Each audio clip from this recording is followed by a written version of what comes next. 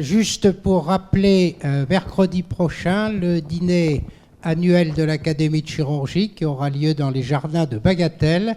Alors ceux qui ne sont pas inscrits, il reste encore quelques places. Merci beaucoup. Alors nous allons commencer la séance, qui est une séance particulièrement importante aujourd'hui sur le parcours qualifiant des chirurgiens. Vous savez que depuis plusieurs années, et notamment cette année, l'Académie nationale de chirurgie a mis à son ordre du jour un certain nombre de séances thématiques sur des problèmes transversaux de la chirurgie, et les problèmes de formation du chirurgien ont paru être un sujet majeur.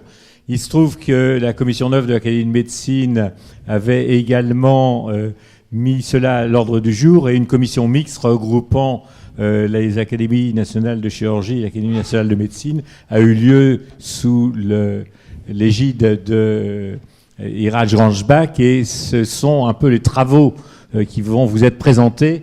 Et donc je vais appeler Iraj Ranjbak et Jacques Beaulieu, qui ont été les chevilles ouvrières de ce sujet, pour la présentation des différentes questions qui avaient été posées à la 25 à trentaine de personnes qui ont été auditionnées lors de ces commissions. Donc je donne la parole à Jacques Beaulieu qui va vous faire la synthèse des différentes questions, et Iraj va l'introduire. Donc la séance va se dérouler de la manière suivante, c'est que pour chaque question, Jacques Beaulieu va vous faire sa présentation. Après, il y a un intervenant qui va faire un exposé, quelques questions, et on essaiera de réserver un peu de temps à la fin pour une discussion générale. Jacques, on t'écoute pour la première question. Voilà, alors...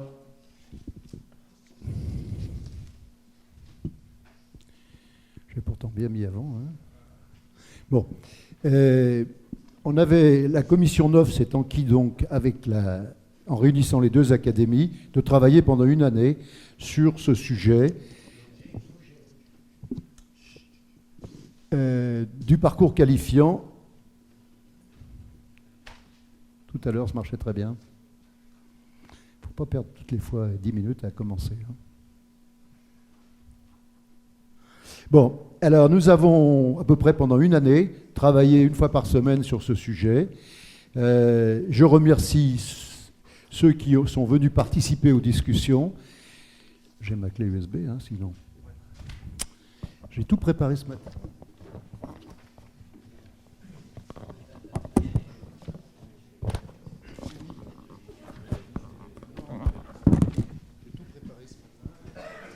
Bon, en attendant, la manière que ce travail s'est déroulé pendant l'année, c'est que pourquoi on a fixé 6 questions? Parce que si on laissait ouvert, on n'arrivait à aucune conclusion. Donc il fallait que ça soit encadré. On a commencé par 6 questions.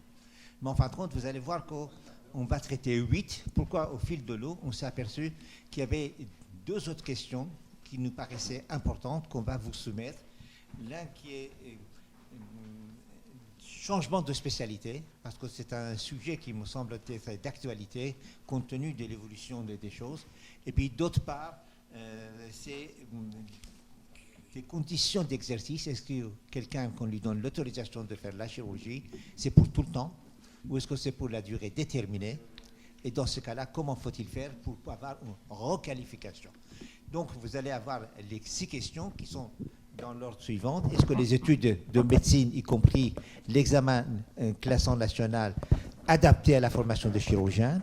La deuxième question, est-ce que la formation initiale des chirurgiens, c'est ce que nous appelions avant l'internat, la place de l'école de chirurgie? Troisième question va être, à la fin de l'internat, le jeune chirurgien doit-il être généraliste, les spécialistes, les périspécialistes?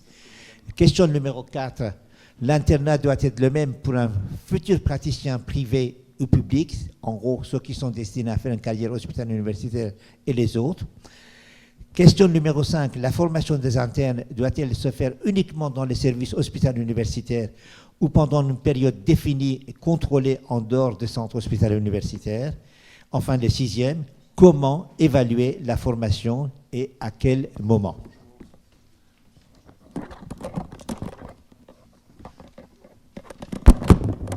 Ça ne marche pas?